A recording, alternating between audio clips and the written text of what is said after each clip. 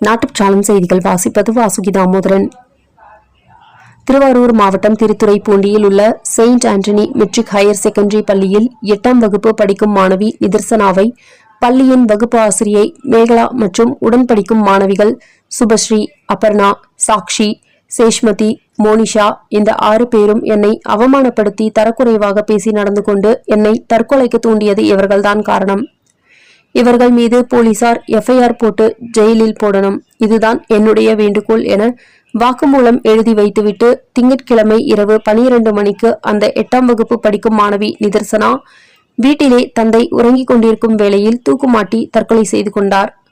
அந்த சிறுமியின் அம்மா வெளியூரில் வேலை பார்க்கிறார். அண்ணன் வெளியூரில் இருக்கிறார். அப்பா சிறிய கடை வைத்துள்ளார். திருத்துறைப்பூண்டி போலீசார் அந்த சிறுமியின் உடலை கைப்பற்றி FIR-இல் சந்தேக மரணம் என குறிப்பிட்டு அரசு மருத்துவக் கல்லூரி மருத்துவமனைக்கு அனுப்பி வைத்துள்ளார்கள். இது தொடர்பாக சம்பந்தப்பட்டவர்களை போலீசார் கைது செய்து அந்த சிறுமி எழுதி வைத்த வாக்குமூல கடிதத்தை முதன்மையாக எடுத்துக்கொண்டு தற்கொலைக்கு தூண்டிய பள்ளியில் காரணமானவர்களுக்கு ஜெயில் தண்டனை கிடைக்க வேண்டும் என பொதுமக்களும் அப்பகுதி வாழ் மக்களும் வேண்டுகோள் விடுத்துள்ளனர். காங்கிரஸை உடைக்க திட்டம். திமுக காங்கிரஸ் கூட்டணி அமையாவிட்டால் காங்கிரஸில் உள்ள திமுக ஆதரவாளர்களை ஒன்று சேர்த்து கடந்த 1996 சட்டசபை தேர்தல் போல காங்கிரஸ் கட்சியை உடைக்க திமுக திட்டமிட்டு வருவதாக கிரீஸ் சோடங்கர் வாயிலாக ராகுலுக்கு தகவல் சென்றுள்ளதாக தகவல். அண்ணாமலை விமர்சனம். ஈரான் மீது தாக்குதல் நடத்திய இஸ்ரேலுக்கு எதிராக சென்னையில் நேற்று திமுக கூட்டணி கட்சியினர் போராட்டம். அதற்கு காவல்துறை முழு பாதுகாப்பை வழங்கியது. பெகல்காமில் அப்பாவி இந்தியர்கள் பாதிக்கப்பட்ட போது திமுகவும் அதன் கூட்டணி கட்சிகளும் போராடவில்லை. ஆசிரியர்கள், செவிலியர்கள், அரசு ஊழியர்கள் போராடினால் கைது செய்யப்படுகின்றனர் என அண்ணாமலை விமர்சனம். முதலில் கண்ணாடியை பாருங்கள். உலக நாடுகளில் வாழும் இஸ்லாமியர்கள் மோதல், போர் காரணமாக துன்பத்தில் உள்ளனர். ஆனால் இந்திய இஸ்லாமியர்கள் அமைதியுடன் வாழ்க்கை நடத்துகிறார்கள். உங்கள் மசூதி திறந்துள்ளது.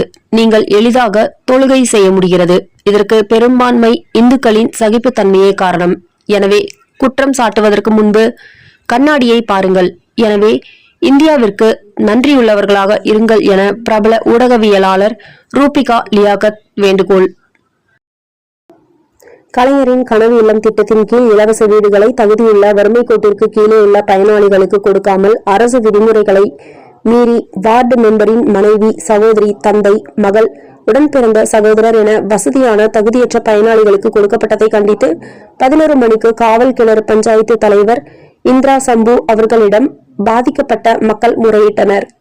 இதையடுத்து வள்ளியூர் வட்டார வளர்ச்சி அலுவலரை நேரில் சந்தித்து பயனாளிகளை போர்க்கால அடிப்படையில் தகுதி நீக்கம் செய்ய வேண்டும். மேலும் அந்த இலவச வீடுகளை வறுமை கோட்டிற்கு கீழே உள்ள தகுதி உள்ள பயனாளிகளுக்கு விரைந்து வழங்கிட வேண்டும் என்று பாதிக்கப்பட்ட மக்கள் மனு கொடுத்தனர்.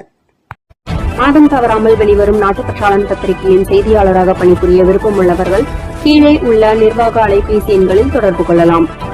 7947789115 மற்றொரு எண் 9944341033. நாட்டுப்பற்றாளன் யூடியூப் சேனலில் விளம்பரம் செய்து பயன்பெறுங்கள். நமது நாட்டுப்பற்றாளன் செய்திகளை அறிந்து கொள்ள யூடியூப் சேனலை சப்ஸ்கிரைப் செய்யுங்கள்.